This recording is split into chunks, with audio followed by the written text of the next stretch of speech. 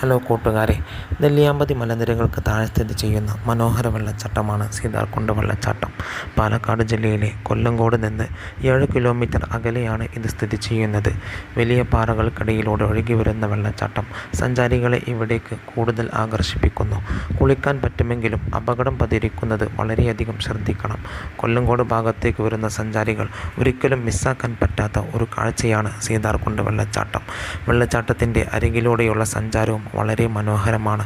പാറക്കൂട്ടങ്ങളും ഇടതൂർന്ന വനവും വെള്ളച്ചാട്ടത്തിന് നൽകുന്ന ഭംഗി വർണ്ണനക്കതീതമാണ്. വാഹനം പാർക്ക് ചെയ്ത് അല്പം നടന്നാൽ തന്നെ ഇവിടേക്ക് എത്താവുന്നതാണ് എന്ന പ്രത്യേകതയും ഇവിടെയുണ്ട്.